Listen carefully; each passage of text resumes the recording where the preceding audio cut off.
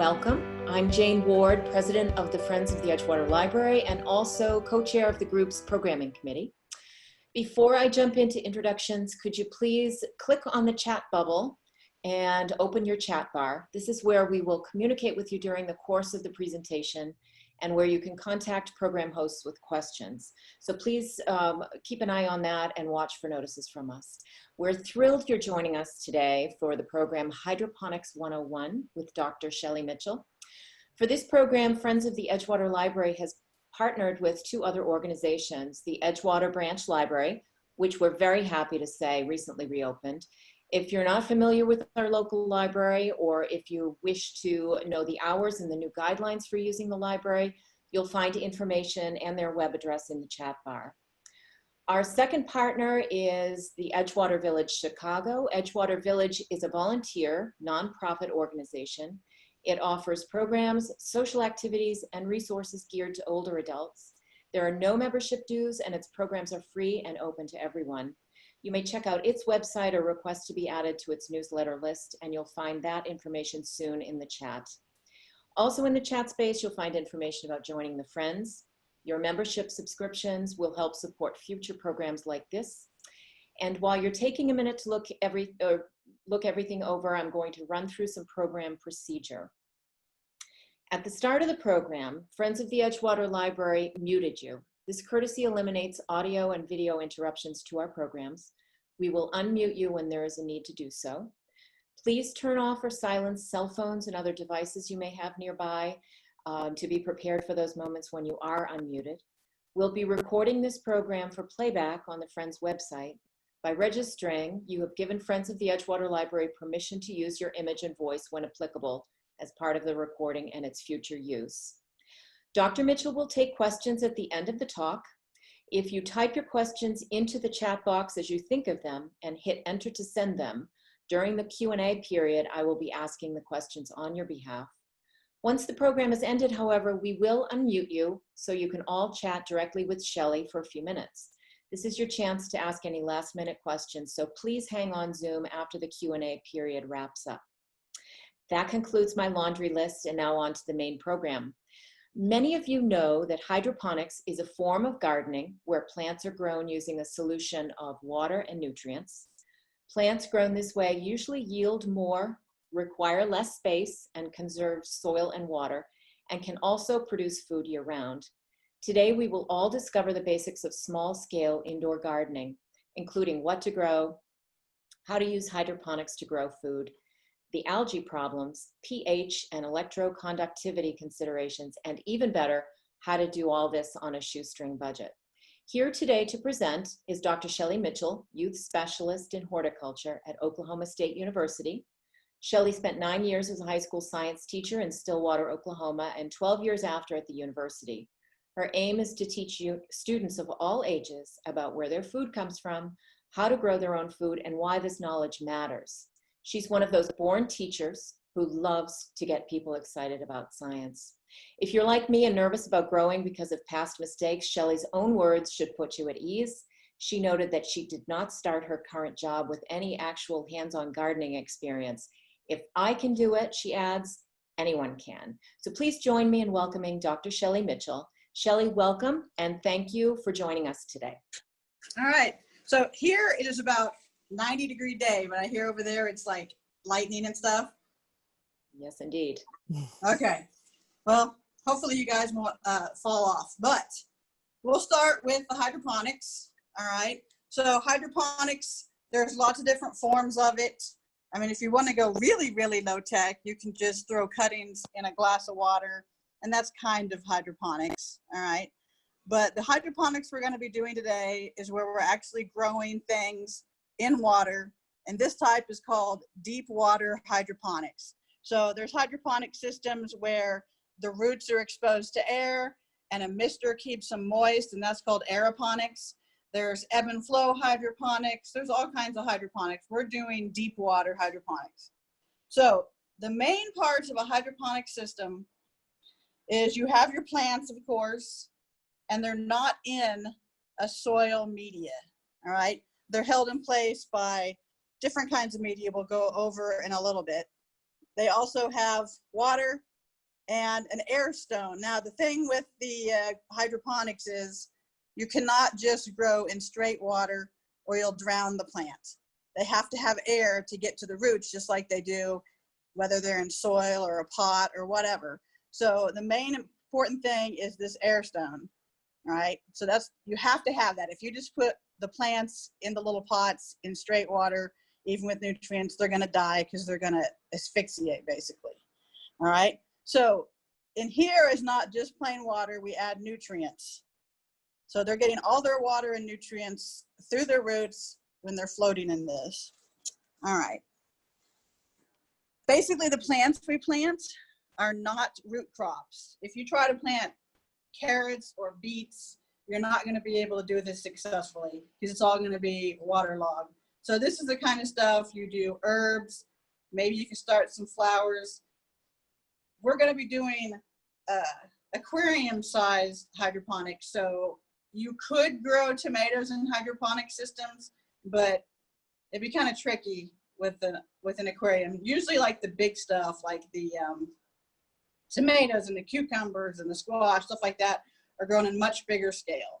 But this is fine for growing herbs, maybe even some like leaf lettuce, all right?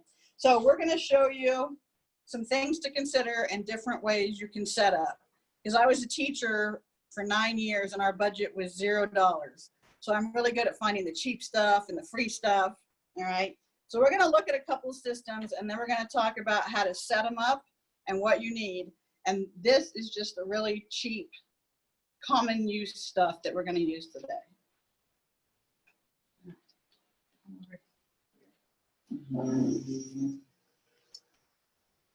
All right, so the cheapest setup is an aquarium, especially most teachers, a lot of people had fish at one time, so they have an aquarium sitting around. They usually have aquarium gravel and they have an aquarium pump, all right? So this would be, if you have an old aquarium, you could get started real quick. This is just a piece of styrofoam that I cut holes in, and these are just drinking cups with aquarium gravel in them. And I poked holes in the bottom because you have to be able to get the water in and out. So this is like what you might already have at home. And as I put water in here, the level is just gonna go up and these are gonna float on their little raft. So this would be the easiest you might actually have at home already. Another important thing to note is a light. If this was full and we were actively growing, I would have the plants really close to the light, because if you have the light far away or if you have them on a windowsill, they tend to get leggy. So like when you pick up a board and you see all the grass that tried to grow and it's all yellow and long trying to find the light, when you get light too far away from your plants, that's what happens. They get real leggy, all right? So that's one form of deep water hydroponics. And the difference between hydroponics and aquaponics, in case you've heard that word, aquaponics has fish growing in the water underneath the plants. So that gets a little bit more complicated. So we're just gonna stick with hydroponics today. All right, this is kind of like an aquarium. I just got a storage tub from Walmart. So I kind of duplicated an aquarium. So if you don't want to buy an aquarium, if you don't already have one, you can just get a storage tub. And again, these are just drinking cups. And I use different media. I'm just gonna take this off now. All right, I use different media in these cups. So, and I'll show you the media in a little bit. But these are little clay pebbles that sometimes people use. And this is basil growing. It's been growing about 2 or 3 weeks. It takes about 1 to 2 weeks to germinate. So it's just been started for a few weeks. Now, once it gets to this stage, it's gonna take off, and probably in a week, it's gonna be a lot bigger. This, if you have potting soil at home, potting soil actually has no soil in it. It's like chunks of bark and some peat moss. And then you see the little white specks that are in the potting soil. That's what this is. It's perlite. It's actually a volcanic rock, and it's a good thing to suspend plants in since we're not using soil. Right? So this is something you could make This was just a piece of packing material, cheap drinking cups that you just use one time. So basically this just is the cost of the container and the air stone down here. And we'll show you close-ups of all that in a minute. This is the $80 buy it ready-made. This is actually made for a classroom, but if you order a kit, you'll be paying $80 to $100 easy. And it's obviously, you can tell it's something that you could make yourself, which is why I don't buy any more of these kits. All right. But this is dill, and it's growing. You can see little roots coming down now. It's been growing about 2 weeks. All right. And these are called net pots. They look like little nets. All right. So that's why they call them net pots. They come in all different sizes. These are really small, but depending on the size of hydroponics you want to, if you're going to do like a big storage tub, you could get a lot bigger net pot. But this is just like a demo. And these are just marble chips. So, I mean, you could even get supplies at Hobby Lobby if you wanted. This is some aquarium gravel, like we had over there. Some more of the little clay pellets. And then just for fun, I wanted to see how tiny we could go with this in case you literally wanted to do it on a windowsill. So this is like a little pet carrier that you might have, you know, a gerbil in or something when you're taking it home from the store. Well, I took the lid off, and in here is just like a tray that you would have for kitchen stuff or to hold makeup in your bathroom. All right. And it was not quite as big as the aquarium size of the aquarium. So I got those little pool noodles and I put them on the ends to kind of prop it up. But I was just trying to find the absolute smallest, cheapest thing I could start with. And this one doesn't need a full-size air stone. So I just used one of those itty bitty ones like you would put in a 1-gallon tank. So those are just different sizes depending on how much room you have. And of course, if you want to get into industrial scale, you can go up to 5-gallon buckets and huge towers. All right. So these are some basic setups. All right.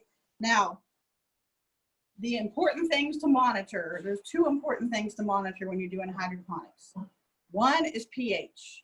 All right. pH matters a lot. Hold right there. Thing about pH is that all the minerals and nutrients that your plants are trying to take up, and this doesn't matter if they're in soil or water or what, but all the nutrients are absorbed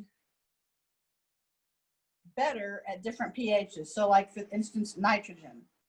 It's not absorbed by plants very well if it's in a strong acid solution like a pH 4 or 5. It's not absorbed very well if it's in a high pH solution like 8.5 or 9. And so all these nutrients have different places on the pH scale where they're absorbed the best. But if you look, one common denominator is most of them are absorbed pretty good at pH 7. So depending on what your tap water is and what nutrients you're adding, you're going to have to adjust to make it close to pH 7. Now, it's not always pH 7. Sometimes different crops need different pHs.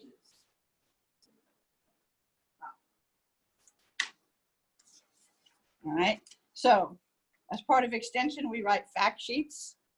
And I think I sent you guys the link, but this is a fact sheet for hydroponics and your pH guide and also electrical conductivity, which we'll talk about in a minute.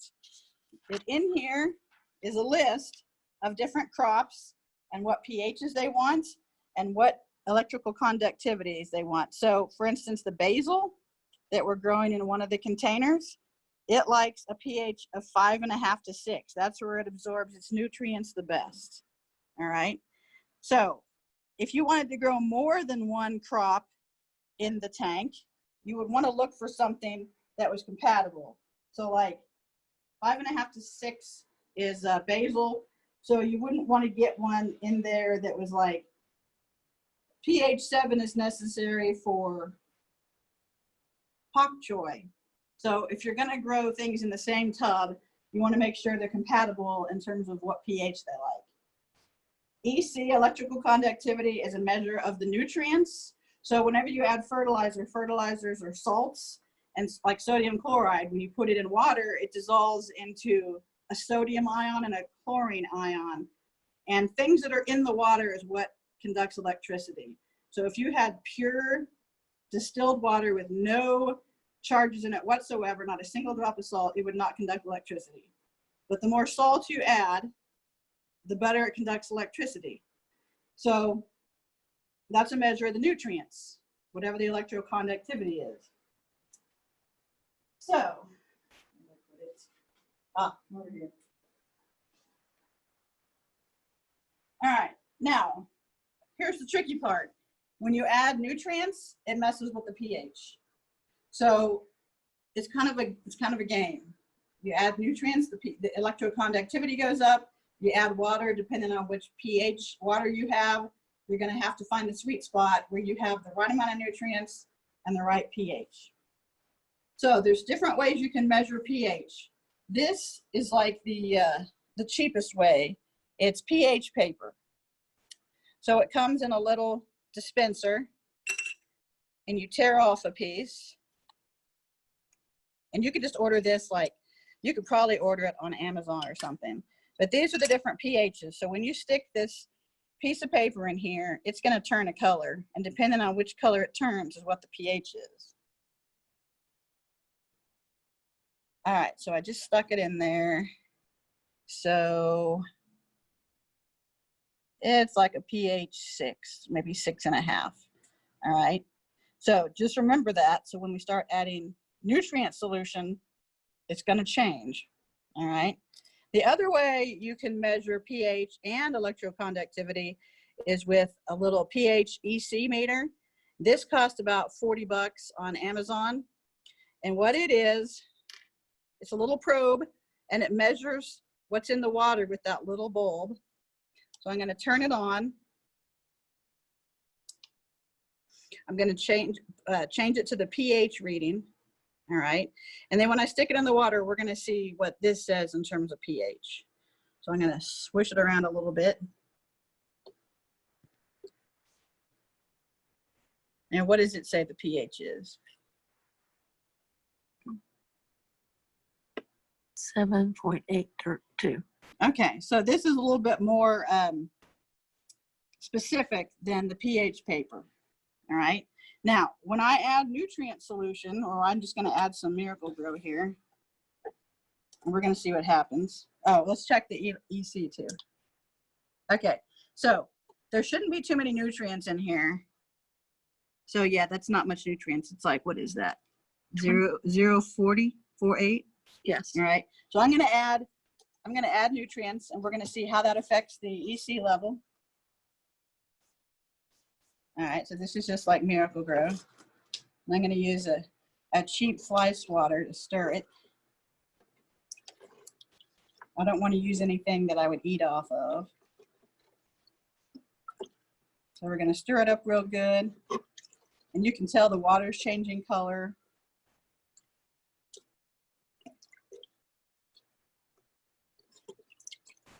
All right. So the EC was like 0.48 or something. So let's see what it is now. What does it say?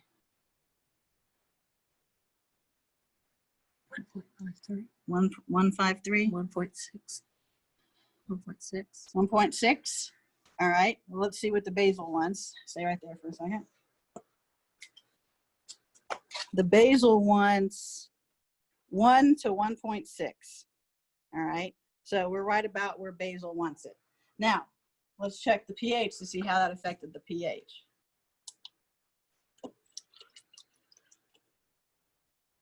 Okay, the pH went down to 6.29. It was almost a whole point higher than that. So as you notice, we add more nutrient solution, the pH goes down. So let's say you way overshot it and the pH is too far down. What could you add to bring the pH back up? More water. All right. So you add more water, it's going to change the pH again. All right.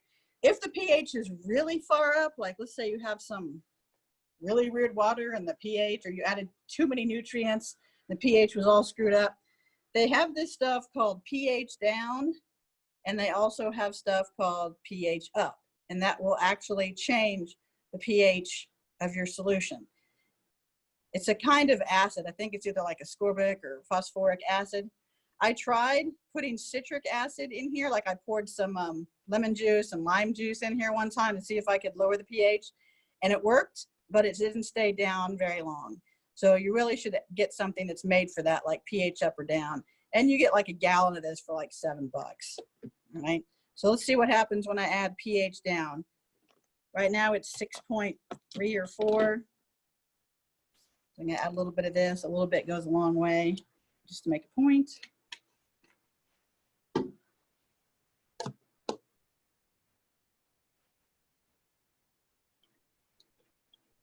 All right, let's see what the pH did now. Wow. Okay, so if you add a lot of pH down, we're now at a basically 2 point something. All right. Oops. So if I wanted the pH to go back up, I would add more water. So this is like a game. You got to find the sweet spot. As we know, the water pH is like 7 point something. Once you hit the sweet spot, it'll stay where you want it, except the plants use the nutrients and the water evaporates. So you kind of have to check it every day. And it's just a game.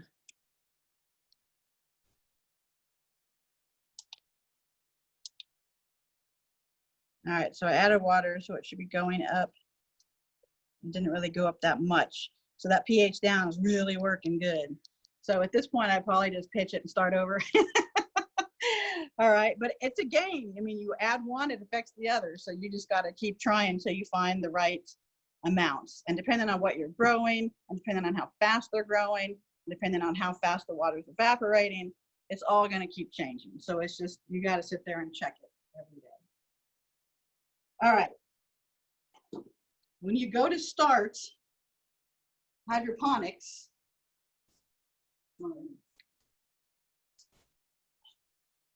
yes, and this is sponsored by OSU.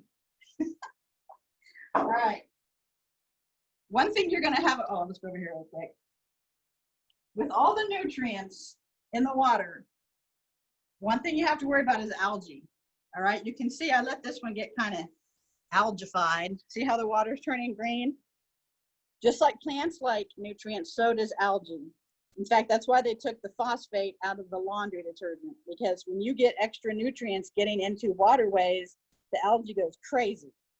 All right. So algae is also a problem in hydroponics.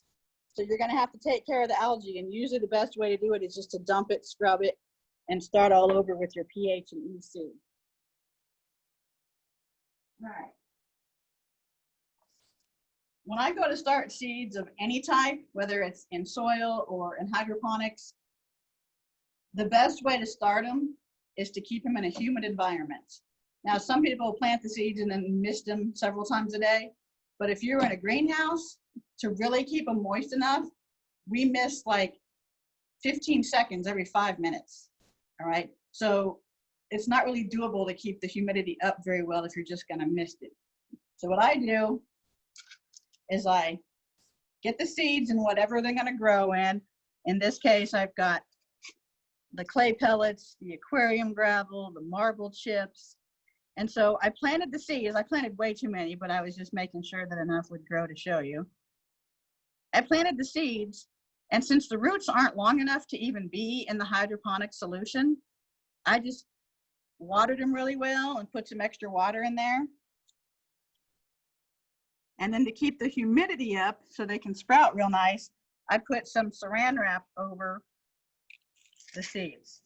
And then to make sure that it really stays in place, I just went ahead and put the lid back on. All right. And that way I don't have to try to mist it like 10 or 12 or 50 times a day. It just kind of keeps itself humid and I can forget about it. And since the roots aren't long enough to get into the hydroponic solution, if you started them in the hydroponic solution, it would just be a waste and give the algae a head start. So I don't even bother putting anything in the hydroponics until the seeds get going pretty good.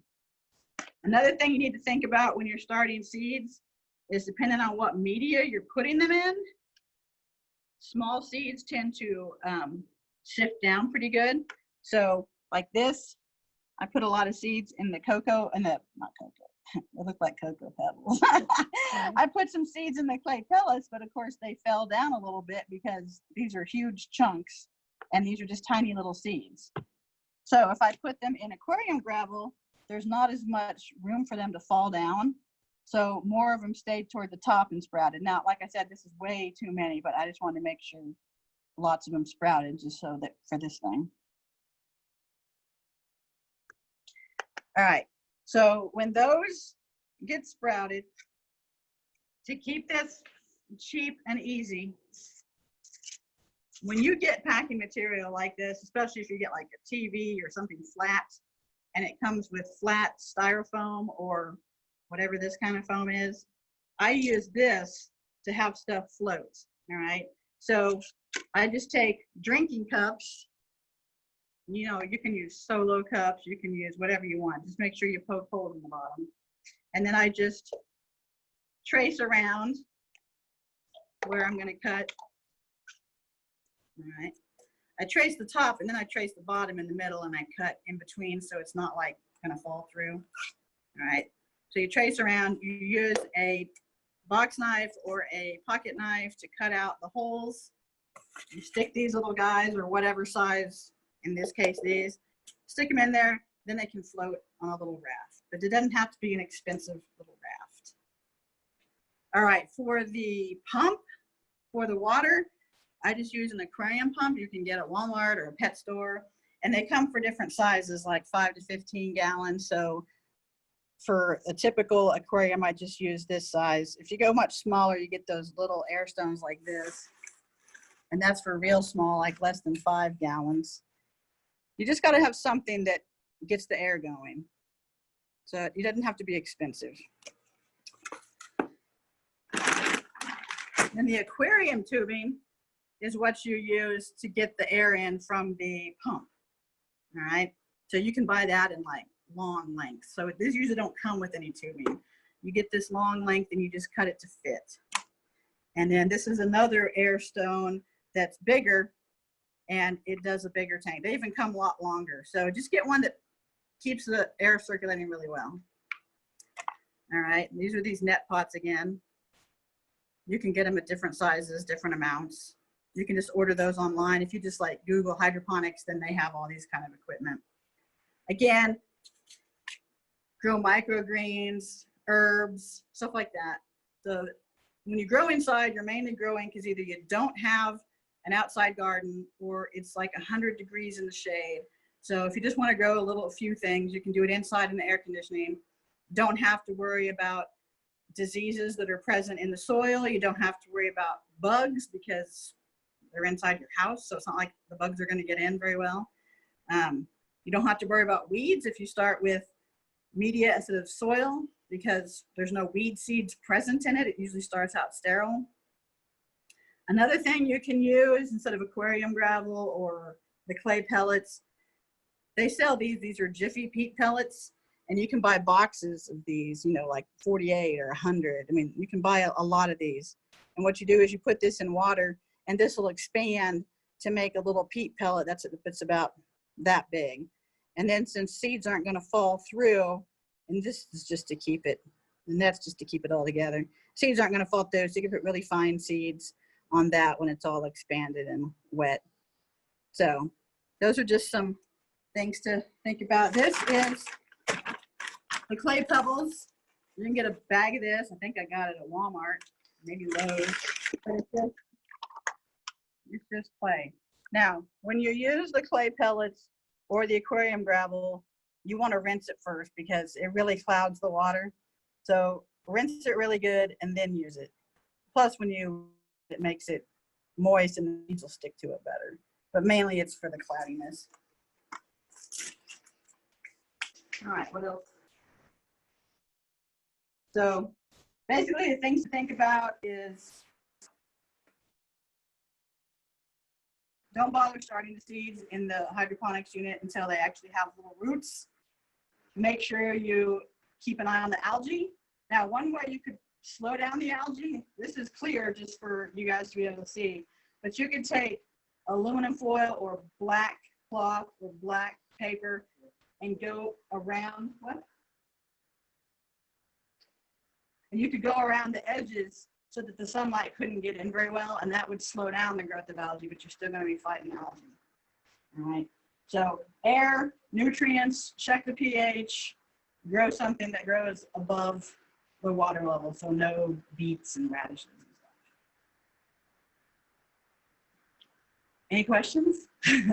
All right. Well, we do have a lot of questions. Thank you very much for the presentation. It was a lot of fun. And I do have a number of questions here, if you don't mind me starting to throw those at you. How long will the plants continue to grow in the water? They will continue to grow. The basil gets to like that size. Mm-hmm. So they'll just keep growing until they get to a normal size, unless you're trying to grow something that's too big and the pot's just so small, the roots are just, they can't get out and they can't support a huge plant. This depends. But Okay. I mean, that's why I wouldn't try to grow a tomato in this. I mean, you'd have to, you can have it like a tomato root system in here, but you'd have to have like string up some supports and all that, but you can go as big as you want. Mm-hmm. So if they get very large, are they easily transferred to, say, a pot on a deck or a garden? You can. The biggest thing is not to disturb the roots. So the good thing about, like, let's say something with, well, let's just say this. All right, this is dill. All right. So the way I would transplant this to soil is I would dump it out slowly. If you don't want, you never want to pull a plant up. You want to dump it out. And so then you would just like let the rocks fall off. And then you have some nice clean roots. So you would go out to the pot that has soil in it. You have dibble, which is, you know, stick your finger in. So you got a nice little hole. Put the roots in, put the soil around it. Then you can put it on a deck. You can do that. The good thing is it's easy to get the media off this. So let's say you wanted to transplant some basil. You can just kind of dig it out of there, really.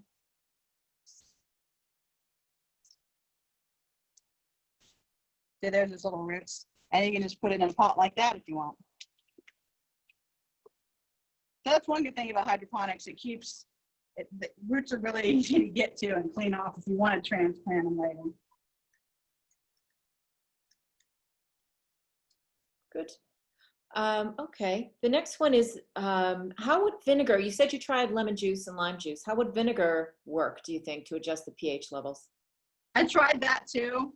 Mm-hmm. But yeah, you can, it'll lower it, but it won't stay down. I'm not sure why it won't stay down, but the only thing I could find that I didn't have to constantly adjust after like half a day is the pH down. But it's only like $7 for a whole gallon. So that's actually like almost as cheap as vinegar and lemon juice and stuff. Okay. Where can you buy the pH up and down? That you just order online. If you Google like pH up and pH down or just hydroponics, it's usually in the solutions. Like there's nutrient solutions specifically made for hydroponics. There's pH up and down. There's all kinds of stuff you can order, and it's just in with the other chemicals. Okay. So to recap, you can buy things probably at a garden center, either at a Walmart or Home Depot or whatever, and perhaps a pet shop, and then a lot of things will be available online. Yeah, the stuff like the storage tubs and the aquariums, you can get at a pet store or Walmart, and the stuff that's more hydroponic related, some nurseries carry it and some nurseries don't. So if all else fails, they do have it online if you just go to, just go and look up hydroponic supplies. Okay. And one last question from me, and then we'll wrap up and open it up for people to chat with you directly. I noticed you used Miracle Grow. Is that one of the best, most commonly available nutrient sources? You can use whatever you want. I just happen to have Miracle Grow on hand. But there's liquid fertilizer and there's other fertilizers. I use something like Miracle Grow because it's got different nutrients in it. Got it. Usually if I'm growing plants in pots, normally I just add nitrogen because that's the thing they suck up the most. That's what they need the most. But if I'm just needing general, because they're not getting nutrients from soil since they're not in soil. Right. So I just add a little bit of everything. Because like in Oklahoma, in our soils, we hardly ever have to add potassium. Mhm. But if they're in something that has nothing, then it's going to need that. So I do a little bit different with hydroponics than I do outside plants. Okay. Good. Well, that was really informative, and thank you for appearing with us today. I think everyone learned a lot. In a second, we're going to unmute everyone. But before we do, I just want to let participants know about a giveaway. The Edgewater Branch Library is offering free packets of seeds to today's participants to help you put some of this new knowledge to work, growing herbs or some vegetables hydroponically. And if you want to go collect your seeds, you'll need to visit the library and ask for either Joanna or Katie, and they'll give you some assistance. They'll be handing the seed packets out until they're gone, so you should get over there soon. And Katie has also compiled a great list of books about hydroponics if today's lecture has sparked your interest in learning some more. In case you need a reminder about all of this, you'll receive a follow-up email from us with links to the book list and the seed varieties, and also to Shelley's YouTube video. There was a question to make sure that people knew how to bookmark that, but you'll get that information from us too.